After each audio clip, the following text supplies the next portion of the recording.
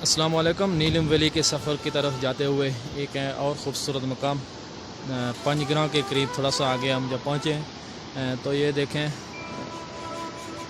Power station जहाँ से 14.4 megawatt बिजली की पैदावार हो रही है।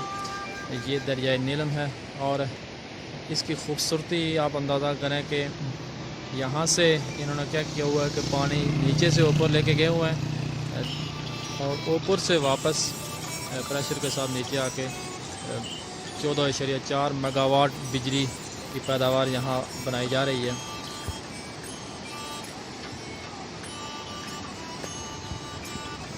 ये पंजग्रां के करीब है, मुजफ्फराबाद से आगे नीलम रोड के ऊपर पंजग्रां के करीब 14.4 मेगावाट बिजली की ये पैदावार यहाँ बन रही है। खूबसूरत तरीन सियाहती जगह और मकाम नीलम वैली के आगाज़ से ये दरियाए नीलम और इसी तरह दरिया के साथ नीलम रोड अभी तक तो बेहतरीन हालत में रोड मौजूद है। यहाँ से रात जाते हुए ये पावर स्टेशन नज़र आया, मैंने कहा चलो इसकी वीडियो बना लेते हैं।